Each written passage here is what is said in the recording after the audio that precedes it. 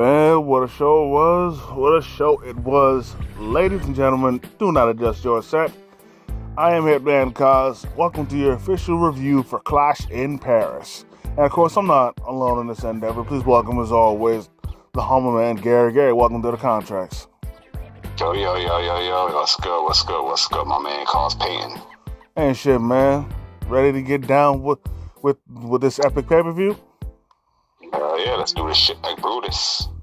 Alright. Now, before we get down to the matches, there's a couple things I feel we got to get out the way. First off, the stage was epic. That had to be one of the best looking stages that they've had in recent history, not counting WrestleMania. Yes, sir. Then, as far as the celebrity goes, I always like to keep track of the celebrities that make their way to the events. In this case, it was Jelly Roll and Post Malone. Right. Then also, we got to give a big shout out to the GOAT, Michael Cole, in which New York Times named Michael Cole one of the most impactful sports voices of the 21st century. It's really amazing how committed Michael Cole has been to WWE. Because I remember Darren Young had the nickname Mr. No Days Off. But if anybody's Mr. No Days Off, it has to be Michael Cole. He's been with this company for many, many years, and I don't remember him ever taking a day off. Oh yeah, neither do I. Like Joe Tessitore, he hasn't been on SmackDown lately because he's taking a vacation. Freaking Wade Barrett, he's taking a vacation. Freaking Pat McAfee, he said he's burnt out. But yet you look at Michael Cole. He's been doing this longer and more consistent than all three of them have combined. And this ain't no shade to any of them. This is just me pointing this out. But Michael Cole, he's as far as commentary goes, this dude is a true workhorse. Oh yeah, he really is. But then again, what really cemented him as a workhorse was you remember WWE Storytime? Yeah. I remember Taz told a story about Michael Cole and Mr. McMahon, and the beginning part of the story really stood out to one, how highly Taz thinks of Michael Cole, which he thinks the world of him. But then again, considering how committed Michael Cole is, how could you not? Exactly. But literally how Taz described it, he literally said that before the show, Michael Cole was in the zone. He was looking over his lines. He was double checking the lines, highlighting it, going over like he was so deep in concentration, you could not wreck his flow. Exactly. So you know what I'm saying. And needless to say, I'm a coal miner. Oh wow. Anyways, moving on. That's cool though. Yeah. Moving on with the pay-per-view now. We start off, we have Roman Reigns versus Bronson Reed. Now to start things off, Roman, instead of wearing his one Ulafala, he was wearing actually two. And this was to honor both his father and his uncle. Right.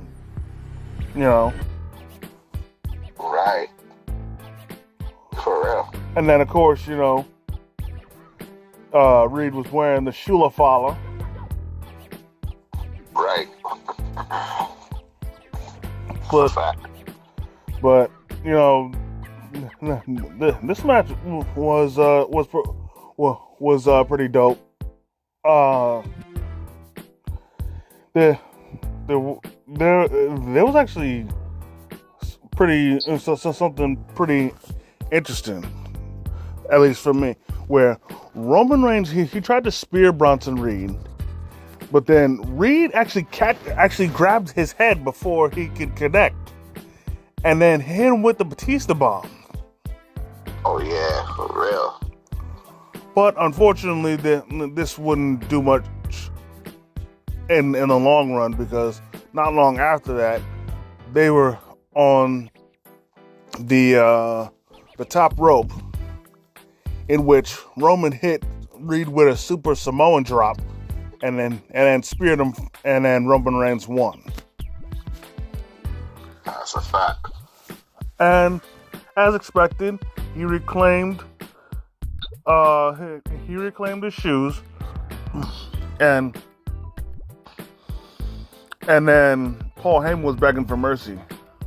This was hilarious. Oh yeah, it was. But you know, Paul's always begging for mercy when it's time to pay for his sins. That's right. He always is. So then after Roman recollected his shoes, because they were around Heyman's neck, he then put Paul in the guillotine. Hell yeah. And then afterwards, he then signed his shoes and then threw them into the crowd. Yes, sir. So you know, we're thinking, you know, it's all a, you know, feel good moment, everything's all good. Then out of nowhere, Braun Breaker pulls up and spears his ass through the announce table. That's crazy. But wait, it gets worse. Freaking Bronson Reed and Braun Breaker are walking away. And then at the same time, you know, the trainers are helping up Roman and whatnot. But the way they positioned Roman, they had him set up perfectly for Braun to spin the block, run around, and spear him again. Right. Then Bronson Reed pulled up, pushed Roman back into the ring, and hit him with the tsunami. Yeah, that's correct. That's crazy. But wait, no, we ain't finished.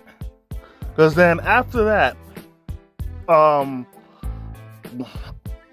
Bronson Reed and Braun Breaker were leaving while Roman was getting strapped up to the gurney as more help came from him.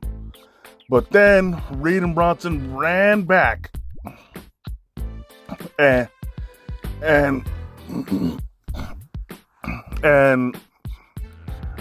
Reed hit him with another tsunami.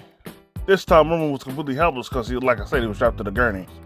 Then, I'd say about 2 seconds too late, Jey Uso then pulls up and he fought off Braun Breaker and Bronson Reed for like 2 seconds. Then he made the biggest mistake he could ever make, and he turned his back to them, which then allowed them to jump him. To which then Braun Breaker then speared Jey, and then Bronson Reed hit another tsunami to Roman. That's crazy.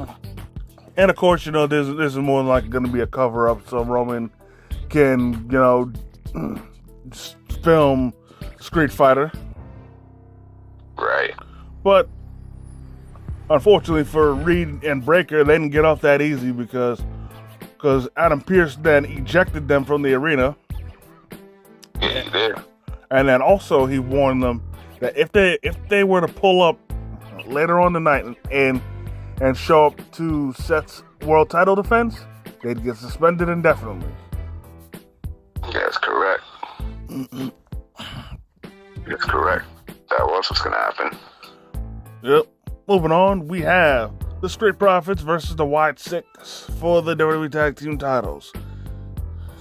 Now, I couldn't help but notice the Street Profits were wearing Borderland inspired gear, and their stage was in Borderland style font. Oh yeah, exactly. And then also, for this whole pay-per-view, this whole crowd was so lit. Yes, it was. And I understand, again, it's the French crowd, so I should be used to it. But again, it just bears repeating. This crowd was so lit, and it showed during this match where they were singing the Wyatt Six's theme. Yeah, they was.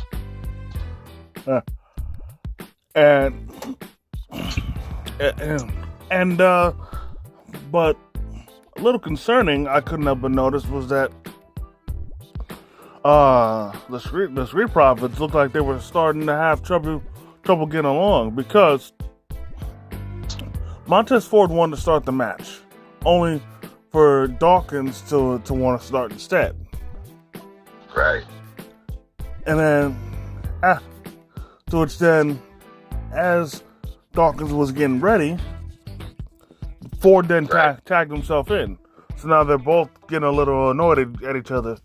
But thankfully, B-Fab was able to snap him out of it. Exactly. But truth be told, I really do not want them to split. If anything, I want them to pull the DIY and both of them turn heel. Oh yeah. Word. So I want them both turn heel too. Yep. Yeah. Word. Anyways, this match was pretty great. Dawkins really showed his agility and an athletic side. This dude hit a fucking swanton bomb on Joe Gacy. Yep, he did. And not only that, he hit a flipping dive over the top rope onto all the Wyatt Six. Yeah, oh yeah, he did. That was a good match. Then there was another great spot where the Street Profits hit an electric chair blockbuster combo onto Joe Gacy, but Dexter Lumis was able to break up the pin at the last second. Right. Then we had some misses where Dawkins he hit the sky high, but Ford missed the frog splash from the heavens. And then at the same time, Joe Gacy tried to hit the upside down world, but he also missed. Yeah, exactly. No, wait. He hit the upside down world. However, Lumis missed the springboard moonsault. Yeah, that's correct. Then, at the end of the match, Dawkins shoulder checked Joe Gacy into the barricade, to which then Rowan pulled up and was distracting Dawkins, getting up in his face. And then during that,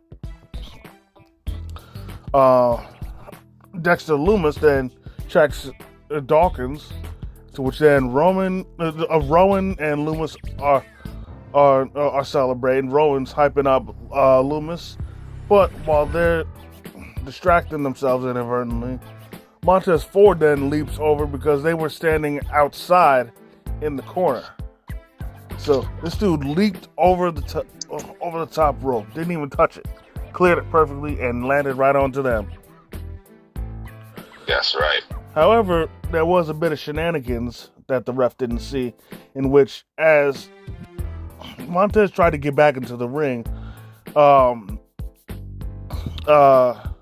Nikki Cross was underneath the ring and grabbed Montez's foot, preventing him from getting up onto the apron. Then, right.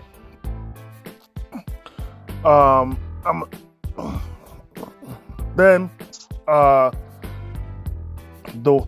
the Wyatt Six had the ref distracted, and during the distraction, Uncle Howdy hit Montez Ford with Sister Abigail. Then, yeah, for real.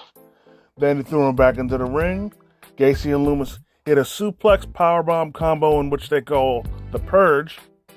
And the Y6 are still the WWE Tag Team Champions. That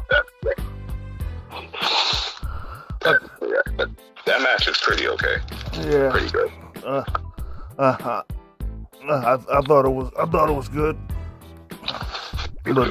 But the biggest question moving forward is about the Street Profits and if they're still gonna be okay. I hope so. Yeah, again, I hope so. I hope so too, man. Moving on, we have Nikki Bella versus Becky Lynch for the Women's IC title. Right. I'm sorry. I'll be honest. This match underperformed. I wasn't feeling it. Honestly speaking, I agree with you 9,000%. And the thing is, I wanted to get into this match. I really did, but it just wasn't there. And then, of course, we have to bring up the biggest elephant in the room about the match, and that was Nikki doing her corner enziguri, but she missed completely, and it was clearly a botch. Now, for me, I put that on both of them because the reason why I got to put that on both of them is because Nikki looked back at Becky Lynch before hitting the move, so she assumed that Becky was going to turn around to be in position to do it, which she wasn't. And then I also have to put blame on Becky Lynch because of her not being in position to take the move, but still trying to sell but still selling the move as if she got hit. Exactly. Like honestly, I hope this will be the first and last time, that they screw up like that. Right, exactly. Because that match could have been so much better. Becky Lynch retained, by the way. Yep, that's correct. He did. Up next, we have Rusev versus Sheamus and a good old-fashioned Donnybrook. Oh my God. Oh my God. When I said, Go ahead. When I saw to cut you, my boy, when I said, oh my God, that match. Epic. Yes. Yo, the freaking white noise off the barrels through the table. Yes. And then before that, Sheamus is lighting up Rusev's chest with the 10 beats of the Bowdler multiple times. And the thing is, Rusev actually did it first. Exactly. And Sheamus finally got him back. Exactly. And then he got hit with like 10. Then Sheamus hit him with 10 more. Exactly. Then Sheamus sprawled him out across the bar table and hit him with some more.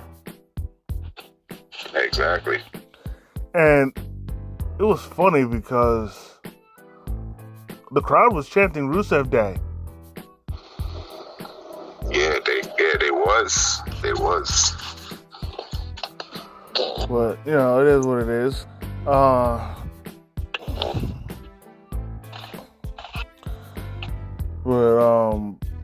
Match comes to an end where Rusev locked in the accolade.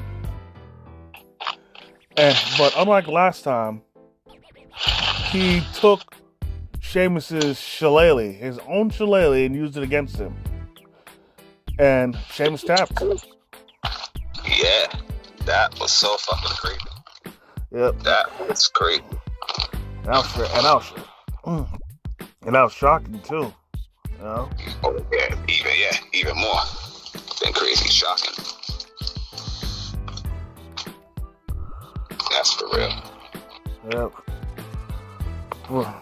But and I think that this was like I think Sheamus' only second time ever submitting to a move. Exactly. It was. And honestly, with as hard as they were going,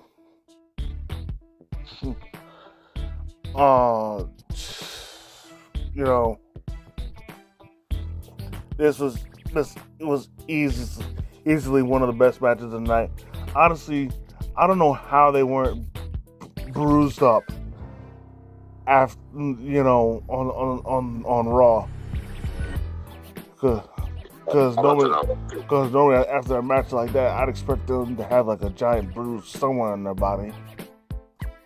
Right. Exactly. Me too. But moving on, we have, honestly, this match was the match of the night. John Cena versus Logan Paul. Yes. Now, when I say this match was the match of the night, I mean it. Like, wow. This match, this match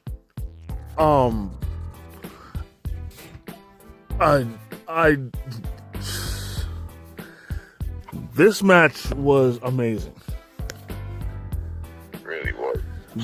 First off, when I say these two brought, and I know I might have said this before, but again, it bears repeating.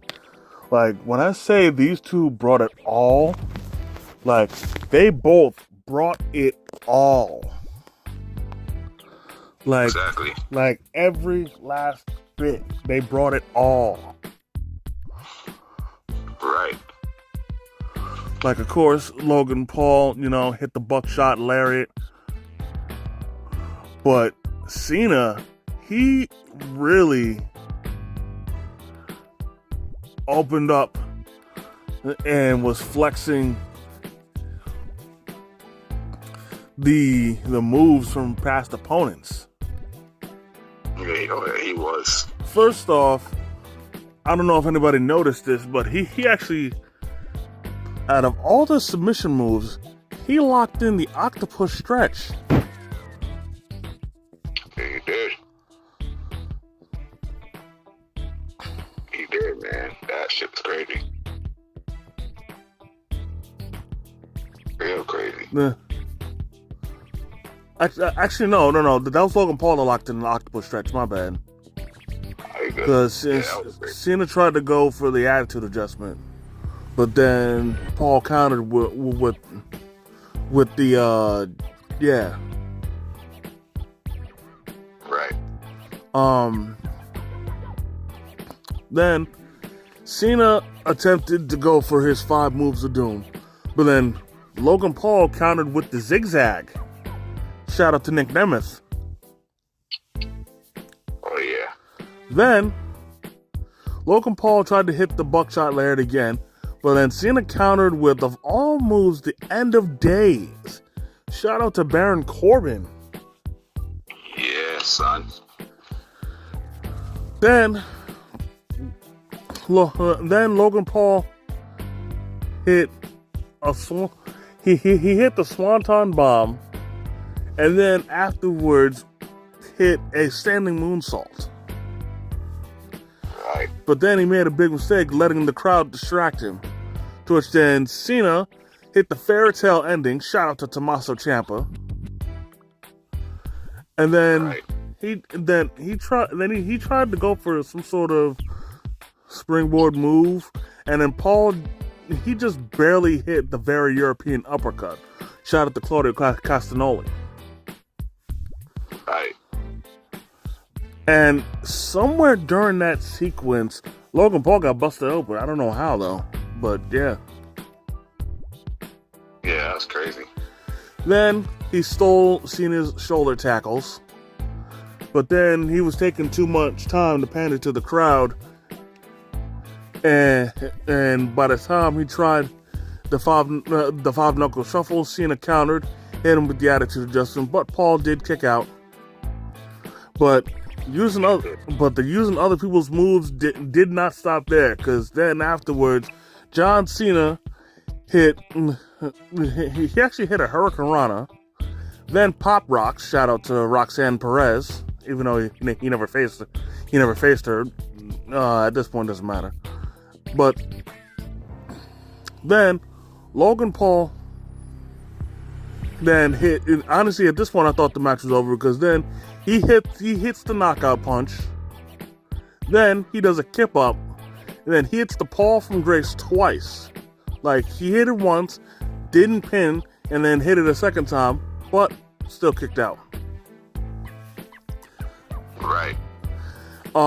Then Paul actually this time connects with the Bob Knuckle Shuffle. Then he attempted to go for the attitude adjustment, but then Cena countered and hit Styles Clash. Shout out to AJ Styles. Most definitely. Then he tried to go to the top rope and hit an attitude adjustment, but Logan Paul fought out of it. But then Logan Paul attempted to hit a diving crossbody, but Cena caught him, hit him with the attitude adjustment. Then he tried then Cena tried to hit him with the attitude adjustment again, but Paul hits him with the knockout punch again. But this causes Cena to just bounce off the ropes, and then he actually hit an attitude adjustment again, and once again,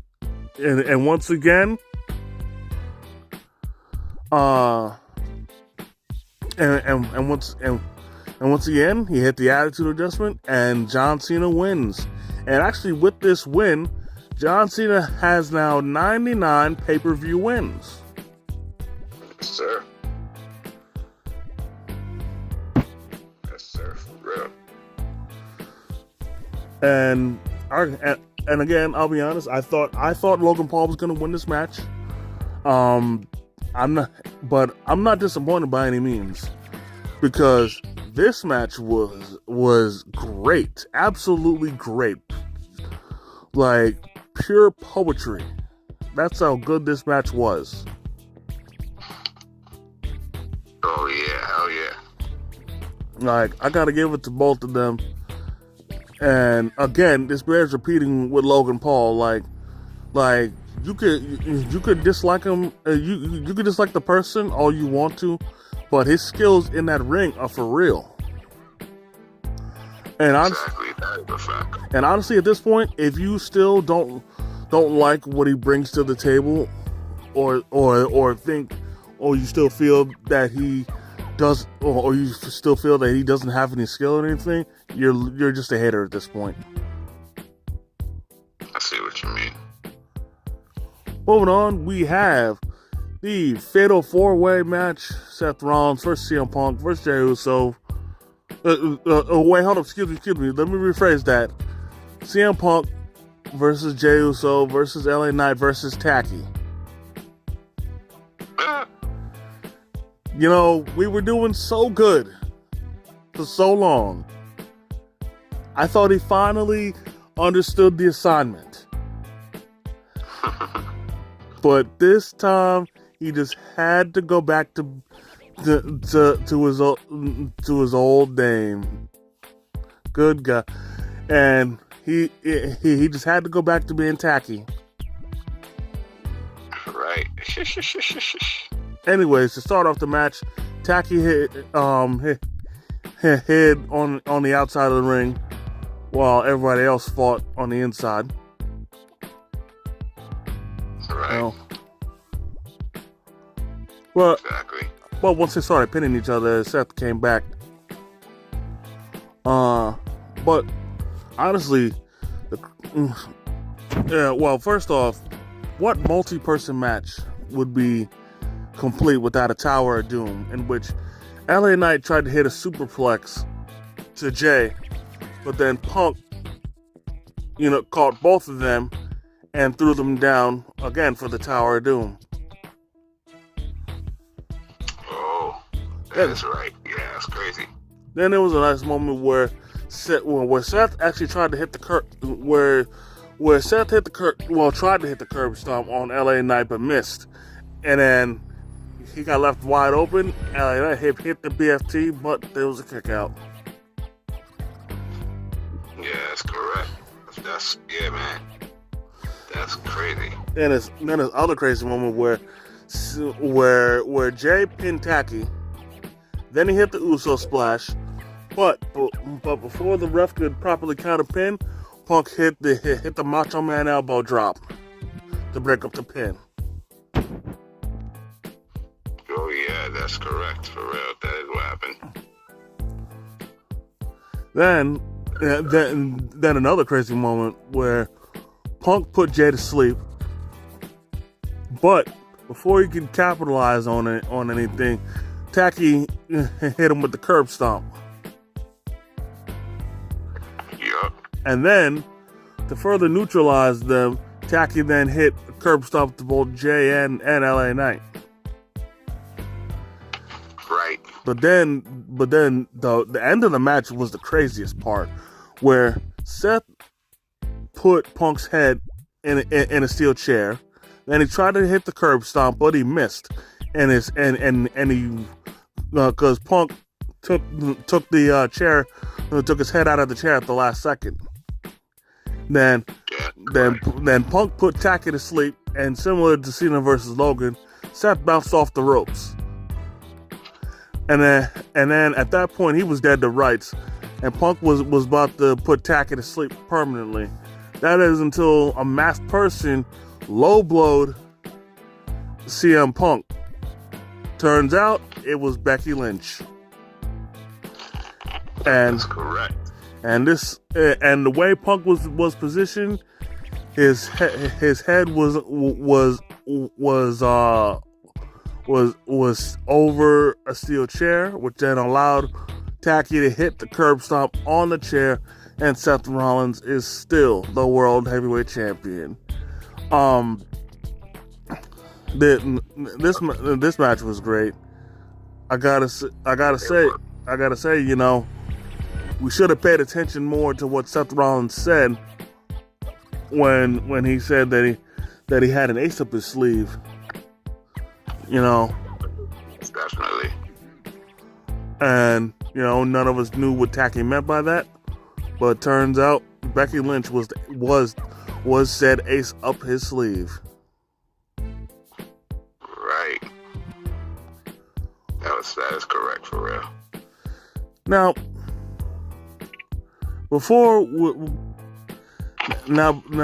we end the pay-per-view, there's something I have to get off my chest because this pisses me off.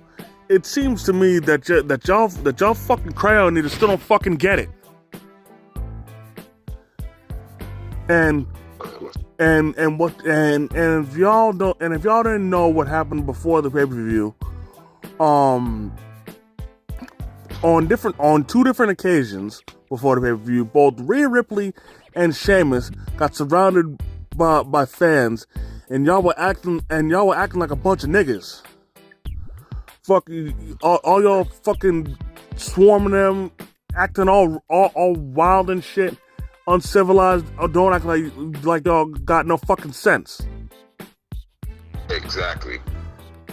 And hell, Sheamus even tried to keep a cool head, was like telling y'all to settle down and shit, but y'all were ignoring him. And then Rhea Ripley's what was the worst, in which I screenshotted her tweet when she talked about it. I'll read it out. In which she said, "Remember, we are people. Do not swarm me like a pack of rabid zombies. No one should ever be pushed up against a Uber driver's door and be completely mobbed like I just experienced. No common courtesy and humanity. No means no. The fuck?" And yeah. And again, y'all niggas don't get it, man.